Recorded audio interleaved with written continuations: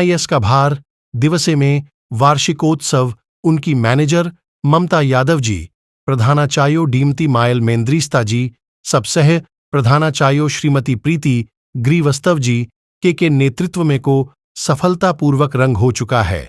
इस कार्पण का उद्घाटन यहाँ के निर्देशक श्री राजेश जी के द्वारा किया गया।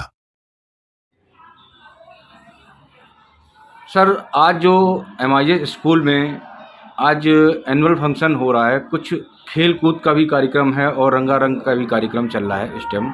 यहाँ पर क्या सुविधा हैं और आगे जो खेल कूद बच्चे खेल रहे हैं उसके बाद बच्चों का क्या आगे भविष्य है, उसके बारे में कुछ जानकारी।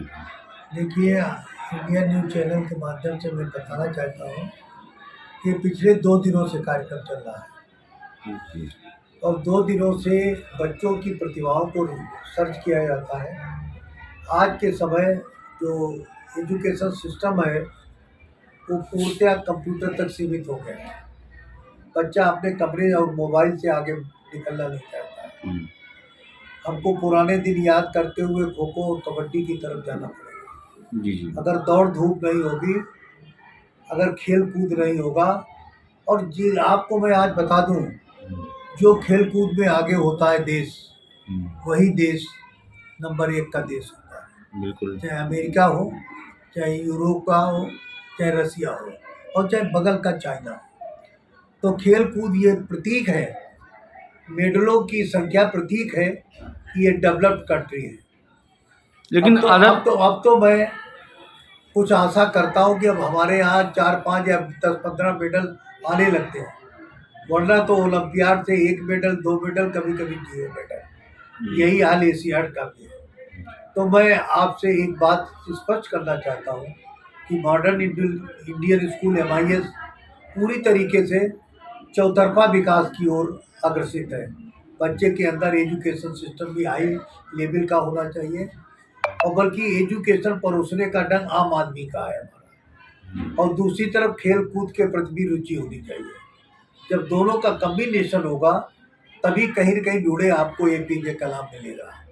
सर, ये खेल कूद जो आप कबड्डी वगैरह जो खेल कूद करवा रहे हैं MIS में, ये अधिकतर तो देखा है कि अब सरकारी या प्राइवेट में अभी इसकी ज़्यादा कोई सुविधा नहीं हो रही है। देख रहे हैं बहुत ही कॉलेज में ये सब चीज़ों की सुविधा नहीं है। आपको मैं बताऊं कि कबड्डी भारत का गेम है, और अभी आप एशियाड से लेके ऊपर तक गोल्ड मेडल कबड्डी में ही इंडिया ने पाया है। और हॉकी का भी यही हाल था। आज हॉकी हम लोगों से गेम छीन लिया गया और यूरोप और तथा अन्य कंट्री के लोग गोल्ड मेडल ले जाते हैं।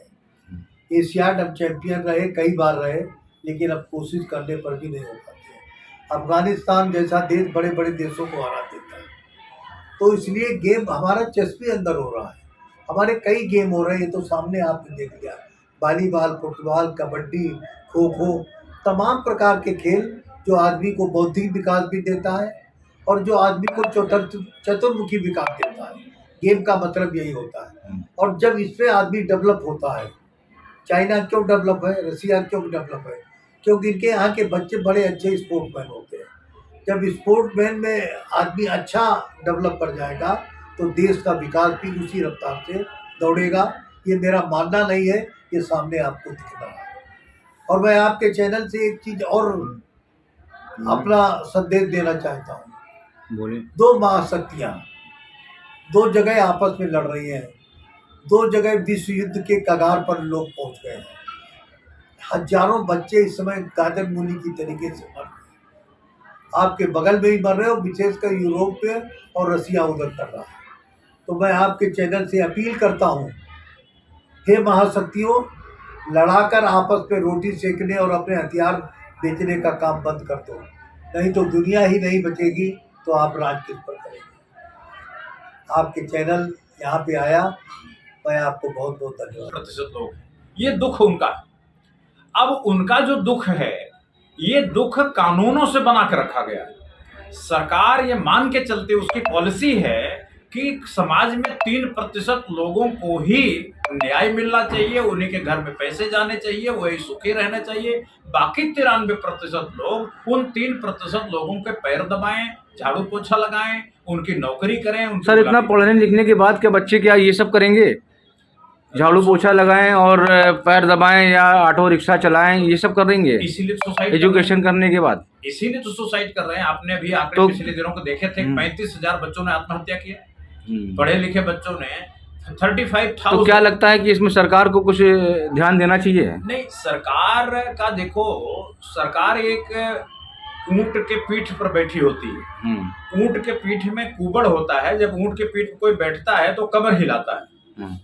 कमर हिलाता, गलती बैठने वाले की नहीं होती है, गलती ऊंट की होती है।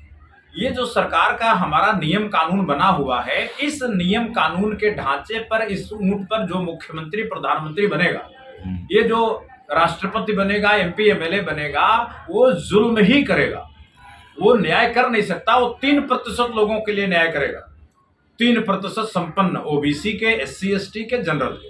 93% लोगों पर जुल्म ही करेगा।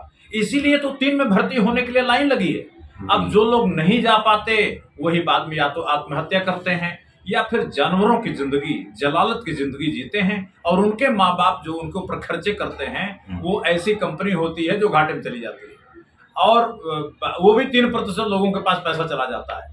तो इसके लिए हमें पूरी शिक्षा व्यवस्था बदलनी पड़ेगी, हमें राज व्यवस्था बदलनी पड़ेगी, हमें अर्थव्यवस्था बदलनी पड़ेगी, और हमारा जो प्रतिनिधित्व का प्रणाली है, जो हमने जन प्रतिनिधित्व कानून बनाया है, वो कानून भी बदलना पड़ेगा। तो इसलिए ये केवल शिक्षा व्यवस्था में बदलाव से नहीं होगा। शिक्षा व्यवस्था तो एक छोटा सा विभाग है इस राजकाज का, हमें पूरा राजकाज बदलना पड़ेगा। पहले तो ये स्वीकार करना पड़ेगा कि जिन 93% लोगों को हम बैल मानते हैं, ये जो 93% लोगों को हम जानवर मानते हैं, हमारे MP MLA, हमारे कि आपने 3 गीत भी लिखे जिन पर वीडियोस बने हैं, उसमें आपको 23 तारीख को अवार्ड मिलने जा रहा है। जोरदार तालियों से आपका स्वागत है। हमारी बेटी नेहा मिश्रा पारा स्कूल की प्रिंसिपल है, खड़ी हैं। कि आपको यहाँ का जो व्यापार मंडल है उसके भी प्रमुख हैं, और कई संस्थाएं हैं, चाहे लायंस क्लब हो, चाहे सिविल डिफेंस हो, उसको आप चला रहे हैं। और खुशी तो तब जब मुझे मिली जब आज पता चला कि उनकी अर्धांगिनी एनलाइटेड आदमी डॉक्टर अमरनाथ मिश्रा जैसे लोग भी, तो कोई कॉमन बात बनती नहीं। अगर बच्चों के लिए कुछ कहो तो गार्जियंस छूट जाते हैं, और गार्जियंस के लिए कुछ कहो तो बच्चों के लिए बेकार बात हो जाती है। तो सोचता हूँ कि ऐसे असेंबली में कॉमन बात एक अच्छी शुरुआत होती है।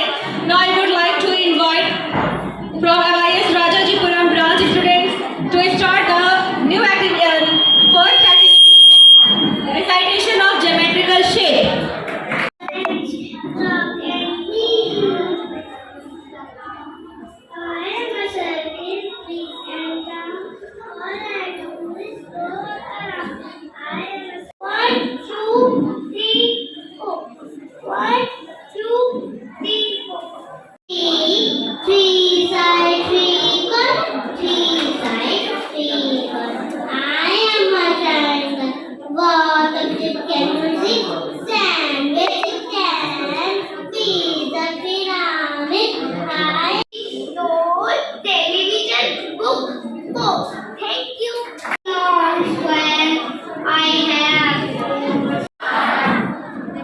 एक बात बताओ, जब आपके पापा इस घर से जाते हैं ऑफिस के लिए या दुकान के लिए, तो कितने बच्चे उनसे पूछते हैं कि पापा आपने हेलमेट लगाया कि नहीं लगाया? हाथ उठाओ। सिर्फ एक बच्चा पूछता है, 2, 3, 4, 5। सोच के उठा रहे हो कि देख के उठा रहे हो?